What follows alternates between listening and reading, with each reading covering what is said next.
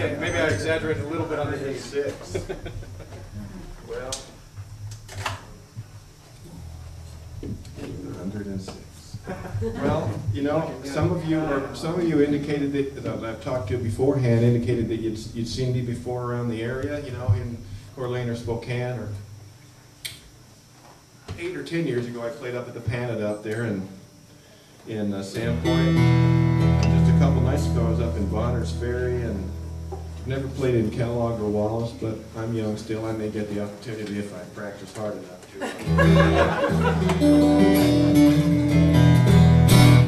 Could happen, but those of you that haven't, that have been to Taylor clinics, welcome back. If you haven't been, or at least to my clinic, I just want to encourage you to ask questions. That's what separates clinics from concerts. You know, we'll have a lot of music tonight and some information and so on, but the idea that you can get a question answered, you know, that's what separates. You can't raise your hand at a concert and say, what tuning was that, or which model, or I'm thinking about a 514 or a 714, but I'm having a hard time deciding. Do you have any suggestions for me? You can't do that at a concert, but that's why we do clinics, is to give you, and to keep you enthusiastic about guitar, and to give you some ideas. Sometimes it might be technique, something you can take over and apply to your own playing. Or it might be gear related or solve a problem for you one way or another, give you something to think about that you haven't thought about before. I'm going to start out with a couple, 3 pieces that I wrote, and then I'm going to wind my way around to some pieces that I arranged for solo guitar. Most everything over the last almost 30 years that I've been writing music for guitar, 85% of it's been, my energy has been original writing and new music. And in the year 2000, late 2000, I put out one record that focused on non-original pieces, and it turned out to be a real popular one. Taught me a lesson about having people hear things that they've heard before now and then, you know. So I'm going to include that too. So don't lose hope if you're totally confused by the first couple of tunes. Confusing is good sometimes. This is a little thing of mine called Hotspot.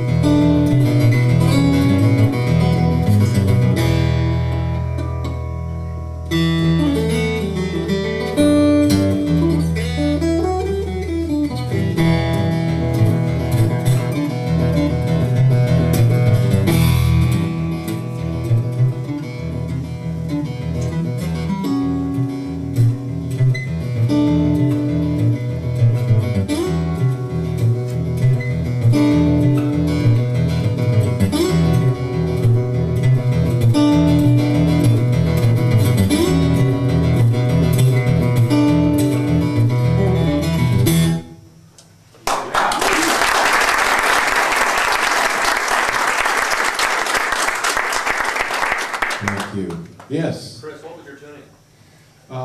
First of all, is there anybody that's depressed already about the whole notion of tuning your guitar all kinds of different ways? Everybody okay with that? Because sometimes, I mean, there are people in the audience that sometimes at clinics, and there may be tonight, where they've never heard of the notion that there's other tunings besides standard tuning. And it's like you just found out that there are other languages besides English. It's kind of depressing. I mean, we don't all talk the same. Well, this tuning is a really extreme variant of the tuning that they call dadgad. The bottom 3 strings go up a whole step from dadgad. So instead of D-A-D, G-A-D, it's E-B-E. Now, all my tunings are listed on my website. If you go to the website, you go to chrisproctor.com, go to the tunings page. It'll tell you every song and then the tuning. And whether I use a capo and whether I use or partial capo, which I use sometimes, and all that. But the whole notion with tunings is this, for those of you that are curious about it, is that when you're a solo guitar player, you are the band. Your hands, your guitar, your strings, that's it. You're the band. It's up to you to present as varied a picture as possible to everybody there. And there's a sameness that creeps in. If you have the normal standard technique and the normal standard tuning, there's certain keys you play and there's certain ways you hit the strings. All of a sudden, I don't care how good you are, it begins to sound the same. And this is a guitar fanatic telling you that. So if you can pick up a slide, if you can retune and play in keys and use techniques that you wouldn't normally use, and you'll see me do that over the course of the evening, you present a really wide, sonic palette to people. Then you begin to be able to spread out the communication a bit, and that's the goal. That's why you see guitar players in gregarious styles and ensembles like jazz and bluegrass don't usually use tunings very often, but solo players almost always do. It's rare to find a solo player that isn't heavily experimental with tunings. And it does screw up your left hand, and it does cause confusion. If you're a note reader, if somebody who depends on reading notes, I should say, they're moving under your left hand. That's a bad news. Or if you're an improviser, they're moving. What do you do? So. Now, when you listen to somebody play fingerstyle, here's what happens, I hope. I hope you hear several lines. You hear bass, you hear melody, you hear inner voices or harmonies. That's the goal, and that's a right hand function, which I'll explain to you a little bit when I get into standard tuning. You'll get the notion of it already. The bass is usually the thumb, right thumb. And that last song, I used the right thumb and first finger. Which is why I'm glad I have other fingers to use for melody, because you have melody, and you have a harmony. You hear a section like this.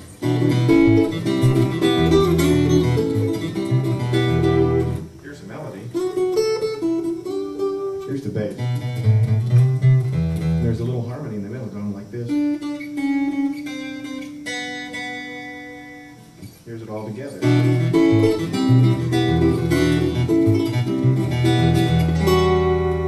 That's fingerstyle in a nutshell, is that separation of those functions to make your hands be a band. And it's simple. Sometimes if you're playing a simple accompaniment and singing, still bass and melody are coming out, and sometimes harmony. If you're doing complicated instrumentals, it's the same rule, it's just more difficult. Is that all right? Can you hear okay? Shall I be louder, or is it all right? Little thing called tap room now. We'll see a couple other techniques on this one.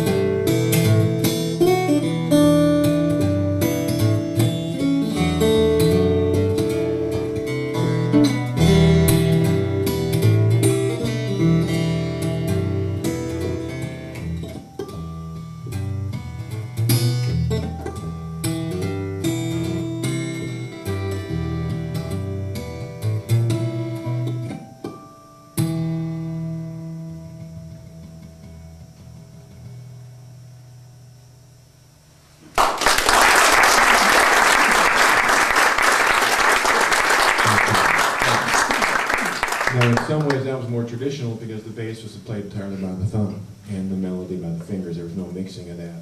So you have a melody, and you write a bass that sort of moves in counterpoint against that. And the next time you say, okay, I've done that. What else am I going to do? Well, how about a bass line that descends? So I started at the top.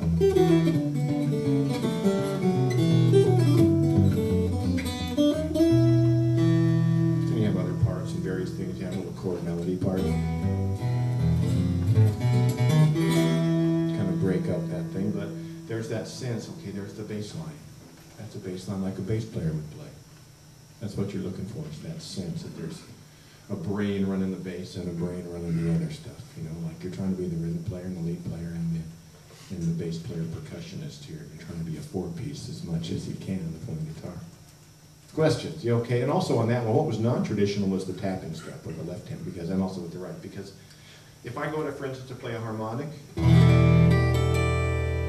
my hand's taken away and I can't play the normal melody or bass. So I was doing that with the left hand.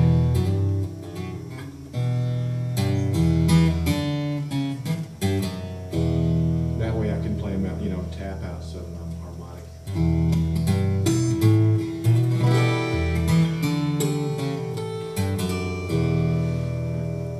Yeah. Chris, when you're writing and you're writing in different tunings, do you seem to be more prolific in one tuning than another, or do you favor certain tunings? Some tunings motivate you more. I mean, some tunings just seem like, oh, that's that one. I'm going to be able to do a lot with that. Mm-hmm. I'll show you one of those recently. Actually, this tuning, I got into it at the suggestion of a German guitarist. There's a German guitarist named Peter Finger. That's a great guitar player's name. And he's a very good solo fingerstylist if you ever get a chance to hear his work. But I ran into him at one of the NAMM trade shows, and he said he uses this tuning a lot.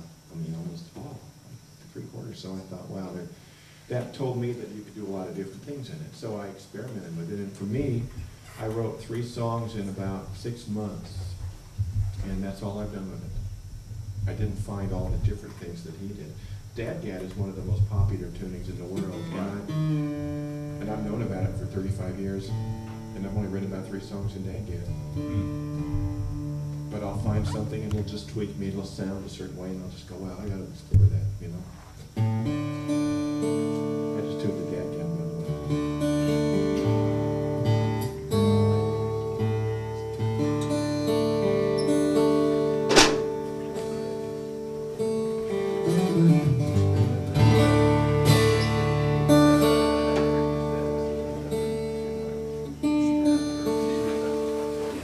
When you're trying to arrange a song, you don't have as much choice of tunings. For instance, has anybody ever played Freight Train?